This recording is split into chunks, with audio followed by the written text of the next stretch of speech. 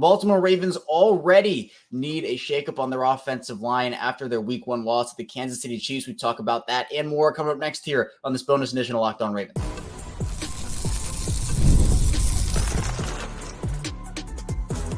You are Locked On Ravens, your daily Baltimore Ravens podcast. Part of the Locked On Podcast Network, your team every day. Welcome into another edition of Locked On Ravens, your daily Baltimore Ravens podcast. I'm your host, Kevin Oestreicher of Ravens Wire, here with you on the Locked On Podcast Network, your team every day. Thank you so much for being here, making Locked On Ravens a part of your day and your first listen each and every single day. We're free and available for you, all podcasting platforms, video form on YouTube, audio form wherever you get your shows. Be sure to hit that like, subscribe, follow button so you can keep up with us with our 5 days a week, plus bonus episodes like this one as we're doing some content shifting around, right? Recording episodes, putting them out, doing this. We have a lot of Ravens content for you this season. Today's episode of Locked On Ravens is brought to you by PrizePicks, the easiest and most exciting way to play daily fantasy sports. Go to PrizePicks.com/LockedOnNFL. Use code all lowercase LockedOnNFL to win $50 instantly when you play $5. You don't even need to win to receive the $50 bonus. PrizePicks, run your game. Baltimore loses 27-20 to the Chiefs in Week 1.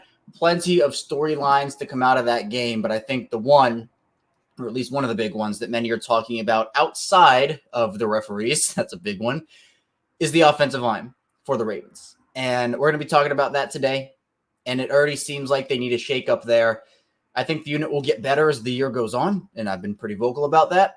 But some of the things that I was saying before the season, I believe even more so now. One of them is that it'll be better by the time the year ends. But they're doing a lot of stuff, and they're putting in guys where a contending team, they're going to win a lot of games this year, but it might be tough to kind of go with what they're doing for the entire season. So we'll talk about what they need to do on their offensive line, kind of shaking it up in the first part of the show. Then we'll talk about the rotation aspect of this. So we'll talk about them bringing in Roger Rosengarten for Patrick McCary, them kind of flipping guys in and out. We'll dive into that whole situation. Then we can dive a little bit more into the kind of like the optimism, I'd say, of the season, right? You're talking about a Week 1 loss, but I didn't necessarily feel as badly coming out of that loss, and I thought I would. So we'll talk about the optimism for the season and what that means for the team. But let's talk about the Ravens offensive line. Baltimore goes with the starting 5 in Week 1 of Ronnie Stanley, Andrew Voorhees, Tyler Linderbaum, Daniel Faalele, and Patrick McCary from left to right. And look, there were some good moments from this offensive line. I thought that Tyler Linderbaum played very well, and PFF also thought as such. He had the third highest grade on the entire Ravens team at 73.8. Ronnie Stanley had the fifth highest grade on the team, 67.4. And again, depending on how you feel about PFF, maybe those numbers mean something to you, maybe they don't. But just another place to show that I thought Linderbaum played really well overall. He's one of the best, if not the best centers in the league. That doesn't shock me, right? And then Ronnie Stanley, man, he was looking good out there, right? Is he ever going to return to his peak form, Ronnie Stanley? I don't know, and honestly, I probably wouldn't bank on it. But he looked healthy. He looked comfortable. He was holding his own. And I thought that he looked like Ronnie Stanley. Like, that's been the thing over the past couple of years, where he hasn't really looked like Ronnie Stanley. The injuries have obviously taken a toll. He's had to work back from pretty gruesome stuff. But, hey, you know what? Ronnie Stanley, if he can play that way for the entire season, Baltimore could be in decent shape over on the left to the middle side. But obviously, the right side, the three starters that they replaced in Kevin Zeitler, John Simpson, Morgan Moses, there were some issues, right? Daniel Faalele just is not a guard. He's not a guard. And the Ravens are putting him there, and he's not a guard. He's not. To me, and I said this multiple times over the course of our last couple of episodes, I would much rather have the floors of Ben Cleveland and Patrick McCary out there. I would. This is a contending team. I don't think you're losing too much. I don't think you're losing a lot, actually. I think you're gaining with Ben Cleveland. Because for him, you're not losing in pass protection, I feel like. I think he still can be as good, if not better, than Faalele there. I think you're gaining a lot more on the ground. And that was the big thing in the preseason. We talked about it, right? Where the run game for the offensive line, that was the issue, right? The pass protection wasn't that bad in the preseason. Obviously, in the Chiefs game, Chris Jones is on that line, George Karlaftis, a bunch of others, and went poorly for some of those young guys. But in the preseason, the whole storyline was the pass protection held up pretty well. The run blocking was the issue. And we saw Derrick Henry get 5 carries on that first drive against Kansas City. They were running some good stuff. Derrick Henry was ripping off chunk gains. Lamar Jackson was taking advantage and, holding the Chiefs in this like wait and see mode. And if you freeze against Lamar Jackson, I have a secret. You're not going to win that rep. You're not. But then the run blocking kind of fell off. The Ravens didn't utilize Derrick Henry as much as I thought they would. And again, game flow does obviously play a big part in that, where they were down, they were trying to come back. Still kind of tough to see a $16 million running back on a sideline in a lot of those big moments. But hey, you know what? Shout out Justice Hill. Justice Hill played a heck of a game on Thursday night, and got to give him credit for what he did. But there were guys on top of Derrick Henry even before he could break the line of scrimmage on a lot of plays, or he was only really able to get to the first-ish, second-ish level before getting stopped or first contact. And, Kansas City found a way to stop Henry. I thought that they should have probably tried to run him earlier in the game where, once the game flow became what it was in that early second, talking about some of that third-ish, early fourth quarter stuff, and then obviously late in the game flow was already so far away from them that they couldn't really do what they wanted to with Derrick Henry. So I thought what they did on that first drive was great, but then they didn't really take advantage of it. Again, it was kind of the story we had seen last year from Baltimore's offense and Todd Monken, which is they either start super fast and then fall off late, or they end up starting slow and then getting off to a really hot start later in the game. They even started off fast in this game, but then pretty immediately there were the issues that popped up. And so for me, look, you look at the PFF Ravens and the pressures charted. Patrick McCary also in pass protection. And look, some of that was Chris Jones, some of that was these other rushers, but McCary gave up the most pressures on the Ravens by far with 4. 4 pressures given up by Patrick McCary. Rosengarten, Falele, Voorhees, and Stanley each with 2, and then Tyler Linderbaum and Justice Hill, who's apparently the Ravens' new right tackle. You saw the way that game ended, and Ravens had Justice Hill one-on-one with Chris Jones. And hey, Justice Hill, baller, man. Absolute baller. He ended up holding his own, and it's like in a way that Justice Hill can hold his own against Chris Jones, right? Obviously, he didn't win the reps, but I guess deterred enough of him to at least get Lamar looks at the end zone. Now, Lamar did say after the game that he knew Justice Hill was on Chris Jones, and that kind of sped up that clock for him a little bit. So I think that was a net negative, as a lot of people did. I still am baffled they decided to do that and kind of slide that protection inside and leave Chris Jones on the edge one-on-one with a running back. Yeah, there were some definite moments of not great coaching in this game in all phases. Head coach, offensive coordinator, defensive coordinator. Although I will give a shout out to Zach Orr. I mean, look, it was his first ever game as a defensive coordinator, first ever game as a play caller. But we'll talk about that in the final part of the show. Going back to the offensive line, this team cannot afford the mistakes that Daniel Falele will probably give them at right guard. I think that he'll be fine in some aspects. I don't think it's an absolute abject disaster, but I don't think it's good enough for what they need this season. Where can Ben Cleveland be better?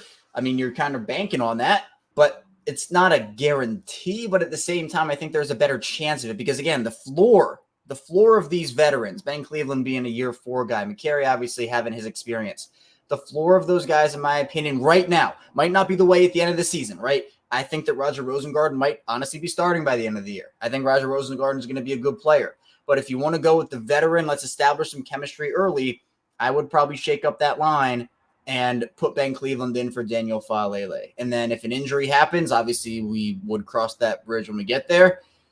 But right now, the big part of this as well is, the Ravens, they're going up against a lot of really good pass rushers this season, right? Chris Jones on the interior is probably their biggest test, although you can kind of move all around. But look, you got guys like Myles Garrett, you got to play twice a year. TJ Watt, you got to play twice a year. Next week, they're playing guys like Max Crosby, Christian Wilkins, who just signed over in Las Vegas, right? You're going up against guys like Micah Parsons, and I could go on and on and on with that list. Trey Hendrickson twice a season. So the Ravens are going to need the best out of this group for the entire season. Their depth doesn't necessarily inspire me in any way, shape, or form, but we knew this. We knew coming into the season, we talked about this for months on this show. The offensive line, 1, is going to get better throughout the year. 2 is probably going to be an issue for the majority of the season, or at least some level of it. I don't think it's going to be the biggest, huge, like, okay, they're losing every game because of the offensive line type deal. But I do think that they're going to be, with these big pass rushers coming into town, they're going to have some issues with it. But I would give the Ravens right now, personally, the best chance to win at this moment is the Ravens putting Ben Cleveland in for Daniel Falele. And then obviously we can reassess on a weekly basis, right? Things change in the NFL week to week, and we'll have to figure out how it all works. But right now, there was a lot, of youth and experience, and the Ravens had a shot to win this game. It's week one, a lot of positives, a lot of negatives. But, man, if that Lamar strip sack doesn't happen, if Daniel Falele can, win a couple of blocks here or there, if Patrick McCary can't give up a couple pressures, if there are some other moments, we can talk about the illegal formation stuff. That was, again, just crazy, that whole thing with the Ravens and the Chiefs.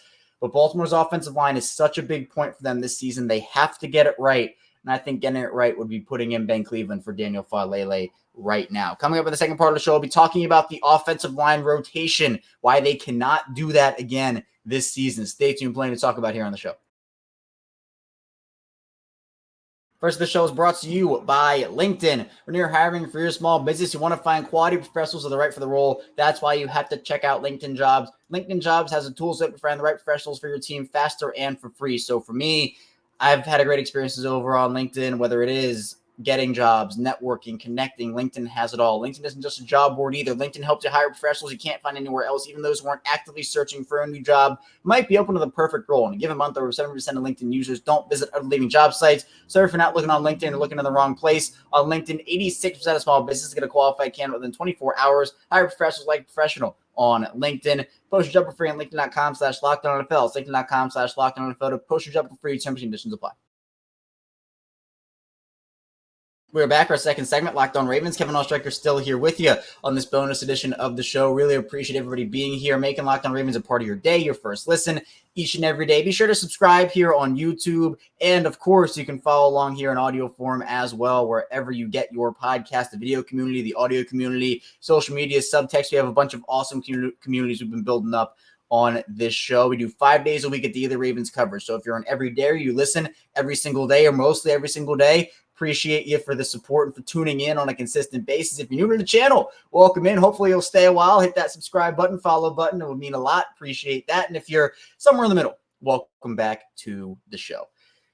Offensive line-wise for the Ravens, we talked about the shakeup that I believe they need. Who knows when that's going to happen? I mean, if I had to predict, I don't think it's going to – I mean, at the time of this recording, nothing has happened. So maybe it does at some point before this comes out. But I think, to me, they're probably not going to do something for a couple of weeks, and they're going to continue doing what they're doing. That includes the offensive line rotation that they continue to run. Now, backstory on this, obviously, if you've been following the Ravens, you know this already, but the Ravens ran that rotation last season with both Ronnie Stanley and Morgan Moses to ease up the burden on those guys. They were both dealing with injuries and keep those guys fresh, and it made both of those guys look better. I mean, they both performed better because of it, and throughout the course of the rest of the season, it was fine.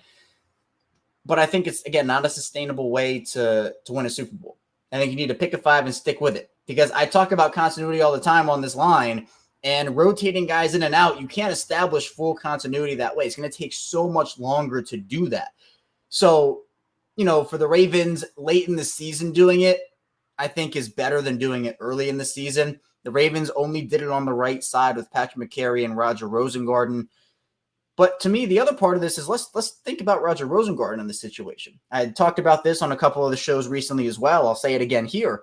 But for Rosengarten, who's a rookie, second-round pick, obviously coming into the NFL, trying to adjust to the game, he's somebody that we always hear this conversation about quarterbacks, but we can talk about it with a bunch of other positions too. An offensive line, I think, is one of the ones we can talk about it with.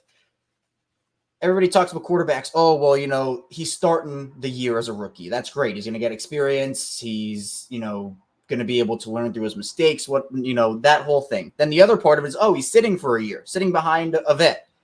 So he's learning from the sidelines. He's being able to hold the clipboard and kind of learn through that so he's not thrown into the fire.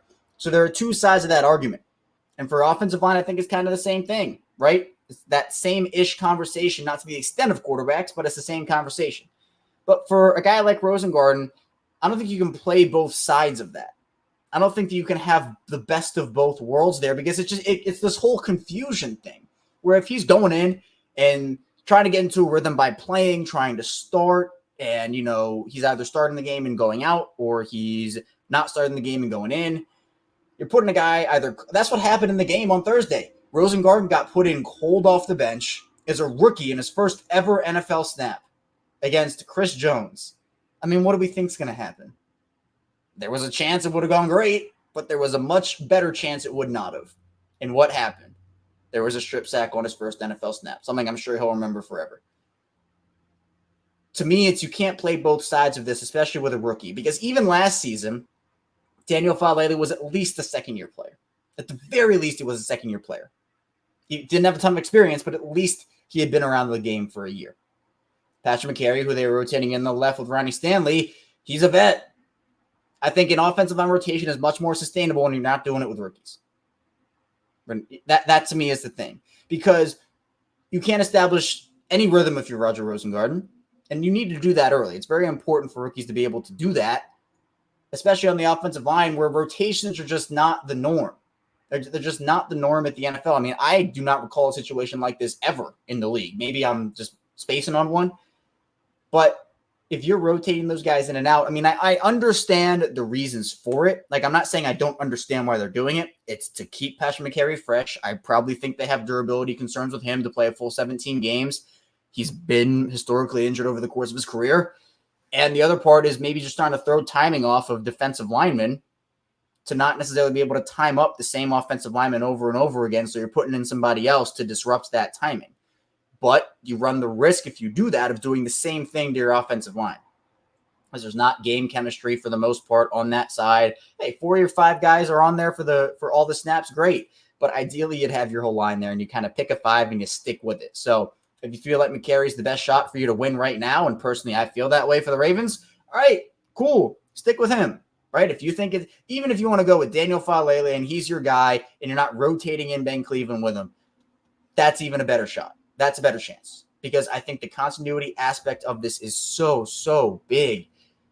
Because for a rookie, you come in there cold off the bench, and that's tough. And then you establish a rhythm, and like, hey, you have 2 good drives, and you're like, all right, hey, I'm feeling myself.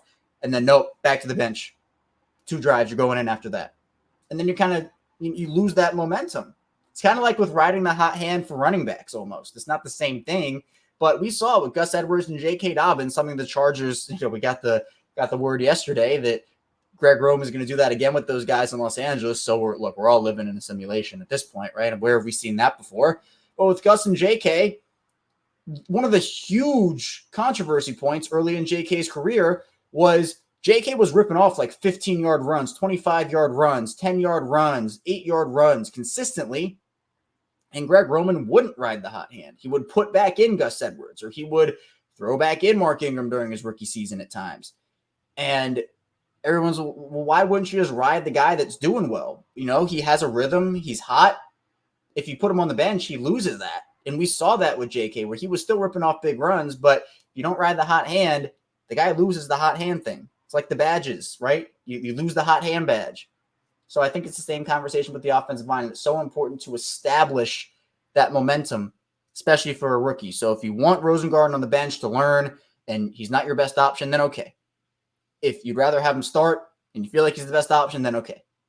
But this in-the-middle type deal, I've been very vocal about it. I don't feel like it's the way for the Ravens, and it does concern me if they continue to do it for the rest of the season. So we're going to see. Again, I don't expect them to make any big changes next week. Again, I probably think they're going to go a couple of games in, reevaluate maybe after week 4, after the first month of the season. We'll see.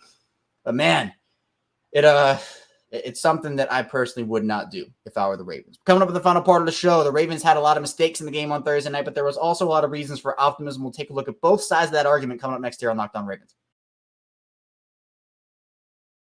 First, the show is brought to you by PrizePicks. PrizePicks is America's #1 daily fantasy sports app with over 5 million active members. PrizePicks is the easiest, most exciting way to play daily fantasy sports. Unlike other apps on PrizePicks, it's just you against the numbers. So all you do is pick more or less on 2 to 6 player stat projections and watch the winnings roll in. So 1 Caleb Williams passing yard gets you 1 win on PrizePicks every week in September. That's right, only 1 yard gets you an automatic win every football weekend in September. 4 weeks of free W's. Don't miss this deal on PrizePicks because it's gone when September ends. And if you want to play alongside Drewski, Joe Budden, MMA champ Sugar Sean O'Malley, you can now find community plays under the promos tab of the app on PrizePicks to view entries of some of the biggest names in the PrizePicks community each week. So for the Ravens and Chiefs game, if you picked more on Isaiah Likely receiving yards, if you picked more on Lamar Jackson rushing yards, that probably worked out pretty well for you over on PrizePicks. Download the PrizePicks app today and use code LOCKEDONNFL and get $50 instantly when you play $5. That's code LOCKEDONNFL on PrizePicks. You get $50 instantly when you play $5. You don't even need to win to receive the $50 bonus. It's guaranteed.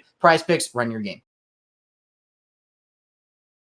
We are back. Our final segment, Locked On Ravens. Kevin Allstreicher still here with you on this bonus edition of the show. Really appreciate everybody again for being here. It really means a lot to me. We're building up our communities, video form, audio form, and video form. We're almost to 8,000 subscribers on YouTube. So if you want to be a part of that journey, be sure to hit that subscribe button. Really appreciate it. In audio form, that community is growing every single day. So be sure to hit that subscribe, follow button there as well. We bring you, again, 5 days per week of Ravens content. Monday through Friday is our regularly scheduled content, 6 a.m. Eastern time. But we also go live after every single Ravens game, every piece of Ravens big news as well. We also do bonus episodes like this one when there is other content to talk about that we just can't get to on our weekday episodes. So if you have a friend or a family member who's a Ravens fan or maybe just wants Ravens content, wants the inside scoop on the Ravens, be sure to send them over here our way to Locked On Ravens. But let's talk about some of the optimism and I guess some pessimism as well for the season. I know there's definitely a lot of both after that game, but in my opinion, I kind of feel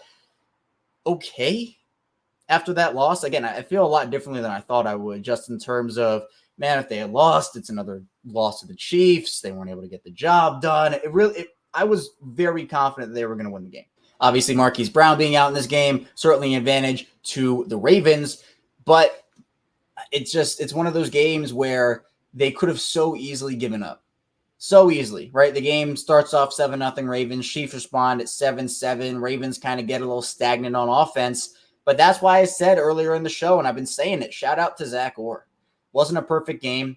Certainly mistakes. His defense had plenty of miscommunication, plenty of things they need to improve on. But, man, they kept the Ravens in this game. Because early, the Ravens had a couple of big turnovers. One, obviously, the strip sack we talked about earlier, Chris Jones on Roger Rosengarten. And then there was also the turnover on downs at midfield where Zay Flowers is kind of crouching for that fourth down play and the Chiefs snuff it out. You know, there's all this big controversy about Nelson Aguilar and his role in that play.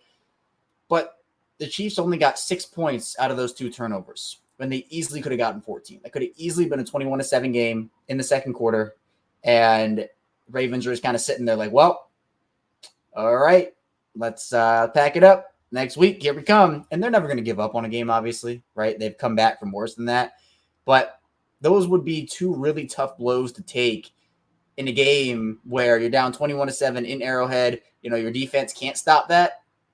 That's a tough hand to be dealt. But Zach Orr's defense tightened up in the red zone. Baltimore was worse in the red zone than the Chiefs were, but Chiefs go 1 for 3 in the red zone. And Chiefs, if they were able to get even one of those touchdowns, it would have been a different ball game, I think. But the Ravens defense, even though the offense didn't necessarily perform to the standards that I think everybody were, there were always going to be growing pains with Zach Orr's defense. We've talked about that forever on this show. I did not expect a sunshine and rainbows game, and it certainly wasn't one. But I think the expectation is, look, they still have their stars. I thought Roquan Smith was, Roquan, Malik Harrison, Rashee Rice was beating everybody over the middle of the field. That's something, hey, next time, let's not put linebackers on Rashee Rice, personnel groupers, whatever it may be. Probably would not do that again, although shout out Trenton Simpson. He was the only one that could actually stop that. But I actually feel better about Baltimore's Super Bowl chances now than I did before the loss. And I think that's kind of it might be a weird thing to hear, but their fight showed me a lot. Not that I thought, again, they were going to give up on any game or anything like that, but outside of the offensive line, which I do think is the biggest catalyst in them getting to the Super Bowl and winning it, I mean, there were a lot of things that are very easily correctable. Obviously, with the referees, that whole debacle and situation, I mean, I say hopefully it doesn't happen again, but, I mean, who knows with the way the officiating is in the league right now. It is in an awful, awful spot. So there are things that went against the Ravens. Obviously, there are things that went against the Chiefs too. I'm not saying that it was a completely one-sided game, but some of the stuff that happened against Baltimore was absolutely egregious. So, man, it's just one of those games where back-to-back Super Bowl champs, really tough start to your season for both teams. But for the Ravens, they made the choice to not play their starters in the preseason. I personally don't agree with that decision, but Baltimore does it. And they kind of have this, not slow start, because obviously the week 1 Ravens historically have been pretty good. But I feel like getting some of that rust off in even if it's just for a series every game or a series in one game. I know that the whole thing happened with JK. I get it. But again, kind of going into these games raw, opening up, especially against Kansas City, if there was a year to have preseason experience, this would have probably been it. Right? Rookie head coach, rookie quarterback of the Texans last year. Okay. You can probably get away with not playing in the preseason on that one. And they did. Jets 2 years ago, pre-Aaron Rodgers, you could get away with not playing in the preseason, and I did. But I think it's situational. I get they don't want to get their guys injured. I understand. Obviously, the Chiefs lost Marquise Brown playing in the preseason. First play of the game, I think it was. But, man, it's there's a lot for the Ravens to kind of take away from this game, but I was impressed with their fight. And that's not only team, but player. Lamar Jackson on that final drive. Yes, he missed those couple of throws. I'm not excusing him for that. Really egregious. But he led that team down the field. I thought Lamar's decision-making was great. He showed a lot to me in this game. He showed a lot. He's not trying to force stuff. At least he didn't in this game. Right? Deep passing game needs to get better. Some of those throws need to be better towards the end of the game as well. But on that drive, that last one, he was taking those checkdowns, taking the short stuff, and they were ripping off 7, 8, 9-yard, 10 gains in 5 or 7 seconds. And that's exactly what you need to do on those 2-minute drills. Get to the sideline, throw the out, run it out of bounds. Rinse, repeat, rinse, repeat. So the season's not over. Again, this is like my favorite line to say right now. So if you're an everyday, you've heard me say it a lot, but September losses don't matter in September. They do matter in December. But your season isn't over because you lose in week 1, especially not for the Chiefs. I expect them to have a dominant bounce-back performance next week against Las Vegas, and I expect their season to kind of go from there. Tough early season for Baltimore, but at the end of the day, this is a team that we know is still a Super Bowl contender, but it is all going to come down to, and just kind of, putting a nice little bow on the episode here, all comes back down to their offensive line, how they protect Lamar Jackson, how they open up those rushing lanes. Lamar Jackson and Derrick Henry can make magic happen in different ways with poor blocking on certain plays, but they cannot do it all by themselves. And we saw that. Lamar was able to step up in the pocket, cut it upfield, gain yards. Derrick Henry he didn't have as much success as Lamar did, but we know that for Henry, again, on that 4th down play late in the game where it was essentially, I think it was Derek Nottie, if I'm not mistaken, but an unblocked Chiefs player essentially, or a player who won really fast, gets into that backfield. It's Derrick Henry against this guy, and Henry's able to step him for the first down. So it's just that kind of stuff. But for the Ravens, certainly things they have to clean up. Certainly stuff 100%. But the game leaves me with this taste of I think they'll be all right. I think they will be okay. That's all I have for you here today on this bonus edition of Locked On Ravens. Thank you so much for tuning in. Again, be sure to subscribe, follow along, video form, audio form for 5 days a week plus more of daily Ravens coverage. We'll be back here soon talking to you about this Ravens team, continuing to dive into this Ravens loss and what's ahead for them. So be sure to stay tuned. I'll see you right back here soon on Locked On Ravens.